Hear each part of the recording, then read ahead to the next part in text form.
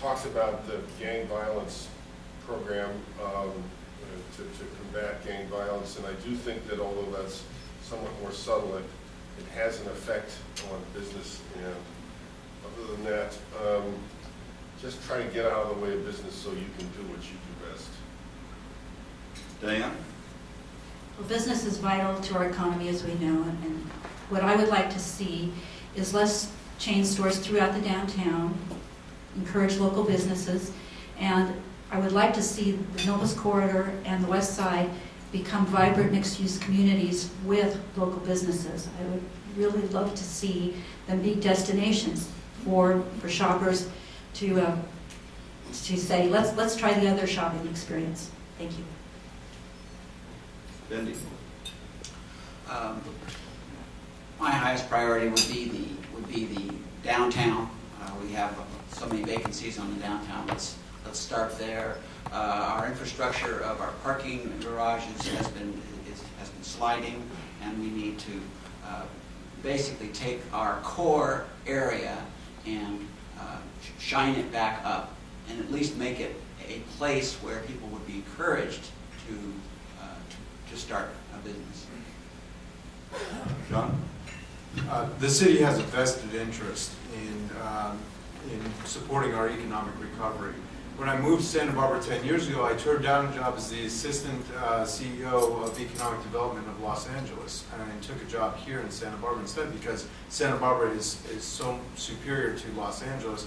But a program like that, where we have somebody who's actually a CEO of economic development for the city who can partner with businesses and grow organically the businesses that are here or attract new business, I think would be something the city would benefit from. Michael? I go back to my customer service analogy. Santa Barbara is known for being very difficult to do business. And I think if we can change, and I think it's more than just a perception, I think it's an actual reality. And we have lost several large employers due to the homeless parking on our streets and intimidating their employees. And they have left our community, and that hurts us.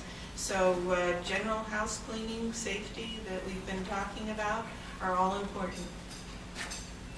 David? Thanks. We're always at a balance here in Santa Barbara. I call it the paradox of paradise, where we have these unique standards, this great experience for residents and visitors, and we have to be very cautious about rapid development and rapid influx of traffic and associated downsides, because Santa Barbara is special for a reason, because we look at things carefully and often slowly. But certainly the city needs to be efficient in how to deal with that.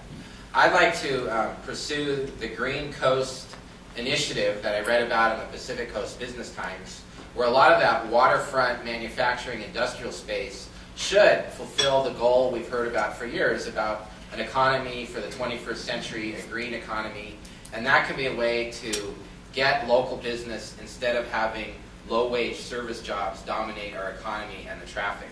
So that's a good domestic business development opportunity, and the city needs to help play up why Santa Barbara is a good place for domestic business investment.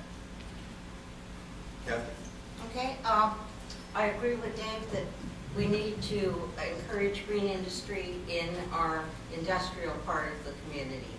For our downtown waterfront area, we need to encourage local, unique businesses, stores, for things that the tourists will like. For our Upper State Street area, we need to make sure that we preserve and do not gentrify the small local businesses that serve the local residents of our community. And Grant? I think of this from two sides. One is what the city as a government can do, and the other is what a city as all of us working together can do. I like John's idea of the business development component to city government. I really like it if somebody were wanting to start a business here, that we could have a place for them to come and talk it over and see what the challenges would be for them to develop it and build their business here, and the same thing for a business that's growing. And I don't think we really have that. We have it with our design review process. But on the other hand, I think continuing our partnership with the Chamber of Commerce, the downtown organization, and you all here in the room is the most important thing that we can do. The ideas that we're going to generate from that partnership really is what's going to open up the future for Santa Barbara. Last thing, we need to be ready for the boom when it comes. We got caught up short in the 90s because we had such an uptick. It came so fast, so we need to be ready for it. It will be coming back. We're going to have 2 more questions and then take the questions submitted by the audience. So this is last call for questions. If you've got them, write them on the sheet in the center, put the names of 2 or 3 candidates who you'd like to have answer the question, then hold it up so we'll collect it and someone is sorting through them. Next question is short and straightforward, yes or no. Do you support the proposed amendment to the city charter regarding building heights known as Measure B, yes or no? We have 6 yeses and 2 nos, right? All right.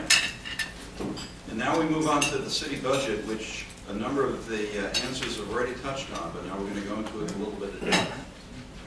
Moderator, we can allow an explanation on number 7.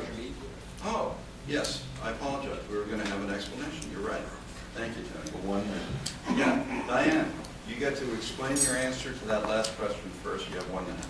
Okay, I've been involved in keeping our city special for quite a few years, as I mentioned, neighborhood preservation, and I became aware that we also needed to keep the downtown area, the commercial area special.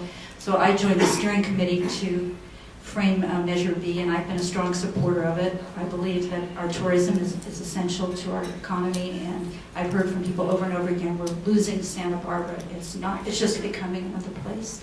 So I strongly support keeping Santa Barbara special. Andy? I am a co-founder of the Save El Pueblo Viejo. As a planning commissioner, I participated in the development of the bulky buildings on Lower Chapala Street. I saw a train of large buildings coming in behind. We don't see them. They didn't go up because the economy stopped them. I've also seen projects like Casa de las Fuentes, which is providing affordable housing at a very high density, roughly 50 units to the acre, and yet it fits in the neighborhood. So I know that we can do the density thing, which is an issue that everybody knows is the way to get more housing in. We can do it in the context of the 45 feet. I also think that we should change the definition of building height to the county definition of building height, which would allow roofs to be more playful and not just have everything be a flat top configuration. And the initiative specifically calls out that opportunity for council to do so. John? First off, this is an issue for the voters. We won't be making that decision, and of course, abide the voters' will. My concern with Measure B, and why I don't support it, is it doesn't deliver what we are seeking to have it deliver. Basically, by lowering building heights, we're actually going to see more bulk, in my opinion, because we're hamstringing the architects and the developers. I think that leaving our building heights at 60 feet, it used to be 100 feet. We've dropped it down to 60 feet. Now we're dropping it down to 40 feet. Ultimately, we're going to have nothing but box after salt box after salt box. We need design guidelines, we need setback requirements, we need landscaping to preserve the beauty of Santa Barbara. I also don't want to see huge buildings downtown, but I think that by lowering the building heights, we are taking away our ability to provide affordable downtown housing, and that we can accomplish the preservation of Santa Barbara through design guidelines, setbacks, parking requirements, and things of that nature. Michael? I support Measure B. I helped gather signatures to get the initiative on the ballot. I think what happened on Chapala has created this tremendous pushback from the community when they saw this happening in Santa Barbara.